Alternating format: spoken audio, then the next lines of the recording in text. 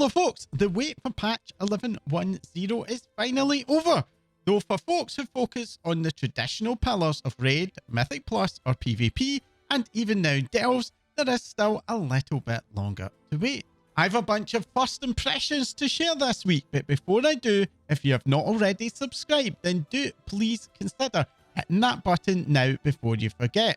Subscribing is by far the best way to support my channel, and helps it to grow and reach a wider audience. The new intro questline and campaign continues the positive trend from Dragonflight by providing a lengthy multi-chapter storyline along with side quests, but this time the side quests were so expansive that Blizzard was able to add a dedicated achievement for them. While the overall story does not quite match the pacing of the Isle of Dorn or the emotional heights and excitement of the Ringing Deeps or Ash-Kahet, a quality bar that was always going to be very difficult to follow, it nevertheless still was a very good experience. This experience managed to surpass the Argus introduction from back in Legion, with the scale of the side quest lines elevating it to something that was a lot closer to a fully featured expansion leveling zone.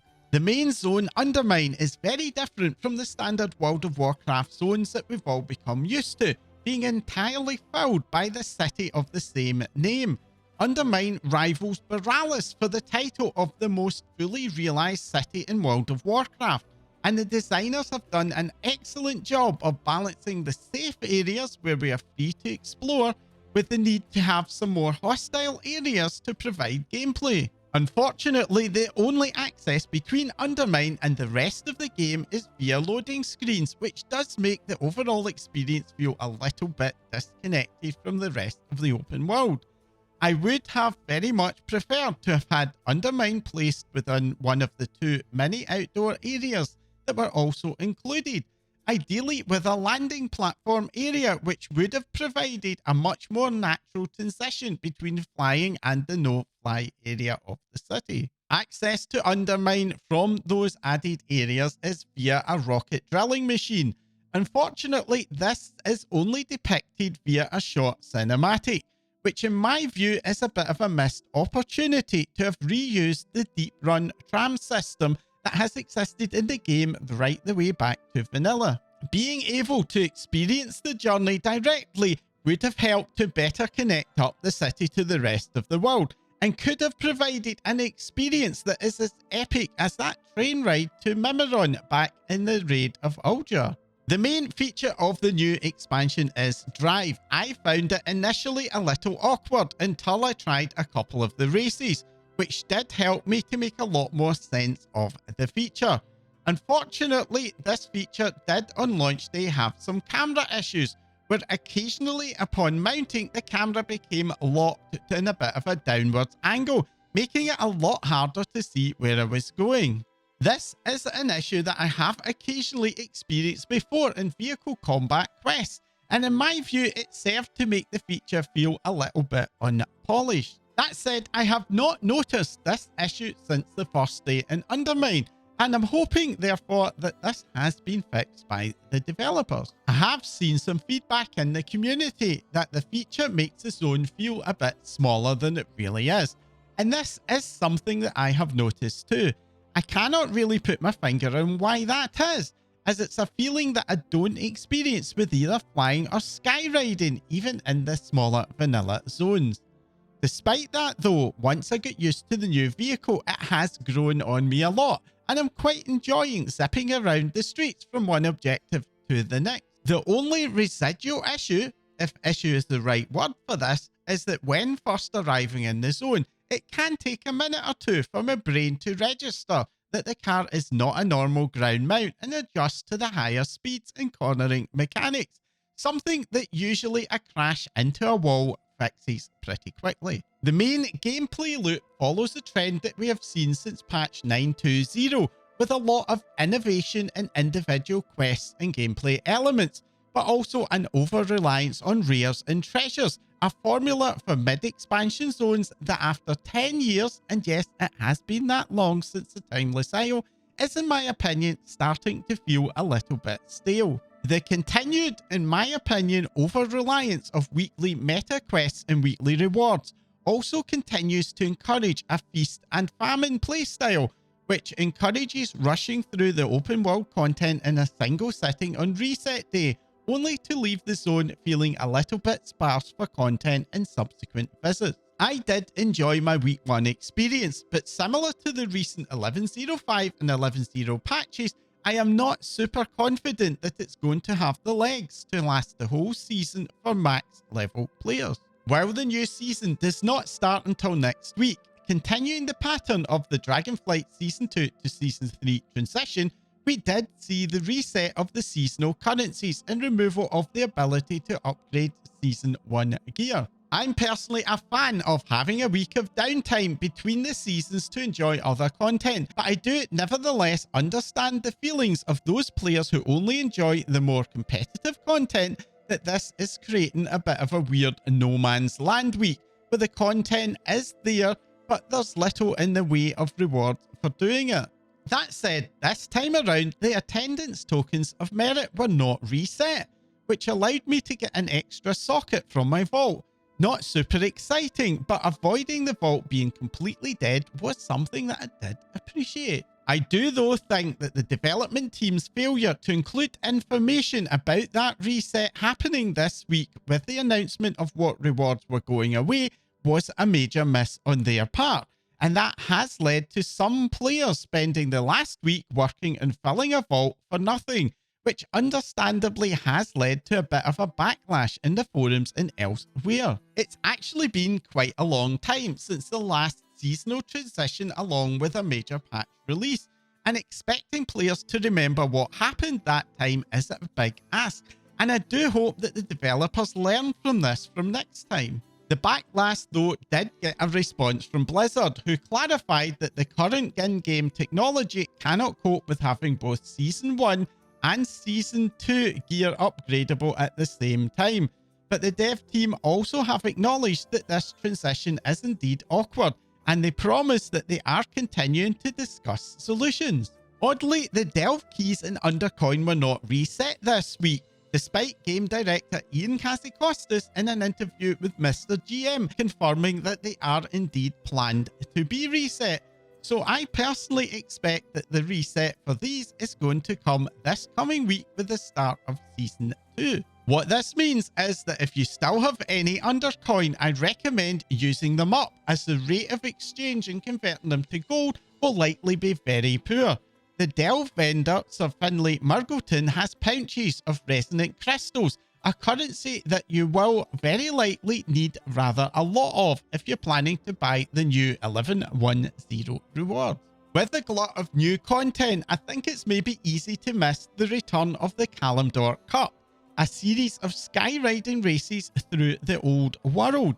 This unfortunately has no new rewards this time around, but it does offer an opportunity to obtain the special dragon racing appearances if you didn't manage to collect them all before. For those of us who do have those appearances, sadly the only thing left to spend our currency on is Voldraken Accord Reputation, which makes the whole event feel a little bit pointless to repeat. This is a shame, as I do like these races, and I wish that the dev team had at least looked at providing a more evergreen reward, perhaps a wider choice of reps to buy. We're now into the start of March, and that means we can look forwards to 2 other regular events. The first, of course, is the new trading post. This month has a very spring-like theme with a brand new butterfly mount, the Ruby Butterfly. And this butterfly theme continues with some new wing back transmogs.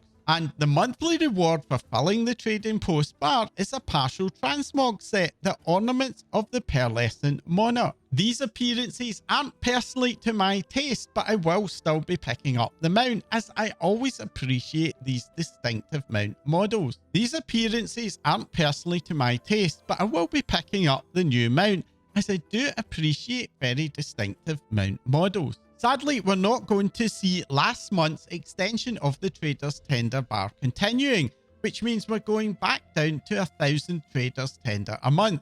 I personally felt that the 1.5k tender felt a lot better, so for me, this reduction is a bit of a shame. It also means that the bonus vendors have been retired for now, So if you did forget to go back and spend your excess tender, it's probably going to be quite the wait until they return. The other event, of course, is the Darkmoon Faire. If you're still leveling up your professions, the Darkmoon Faire's profession quests are very quick to do and yield some useful knowledge and profession points, especially for alts that you don't spend a lot of time on. This coming week, of course, is going to see the launch of Season 2, with the new raid opening up in normal, heroic and mythic difficulty along with the first wing of LFR. Sadly, the new story mode will not be opening until the following week. Along with the raid, we have the launch of the new Mythic Plus season with a brand new lineup of dungeons, along with the new Delve and PvP seasons, and a 39 item level bump in gear, giving us a bunch of new content to get our teeth into. And of course, all of this will be accompanied with the launch of the race to World First to see which of the big 3 guilds can take the title. Although Liquid and Echo have been dominant for a long time, in the last tier, Method was seriously snapping at their heels, and if they can continue the progress we've seen from them since reforming, it does open up the possibility of a 3-horse race. I don't have a strong preference for any of the guilds, which means that for me, a race which has more serious contenders has the potential to be a lot more exciting. So I'm personally rooting for Method to at least be in serious contention as the guilds reach that final boss. Now, even though all of the focus is on the new patch and season, I want to ramp up by looking a little further ahead. It has very much become the norm for the launch of a new World of Warcraft patch to be closely followed by the announcement of the next patch, along with that launching on the PTR. This week, the Battle.net launcher was updated with the PTR slot for the 11.1.5 PTR test, which suggests that this time around is going to be no different. Before that change was made, I would have predicted that the announcement would be the week following the raid opening. But this does make me think that it's going to happen a bit sooner, possibly even this week. And looking even further ahead, the very first signs of patch 11.2.0 have been spotted in Blizzard servers. This particular build is one that is only shared with hardware vendors. And with the 2025 roadmap confirming that along with 11.1.5, there's also an 11.1.7 to come before we get 11.2.0. I do not expect to see a public version of this particular build anytime soon. But this is also an unusually early move, even for a vendor build. And it does make me wonder if this particular patch is going to be a bit larger in scope than we are used to from a mid-expansion patch. Well, it's far too early to have hints about what could be in patch 11.2.0.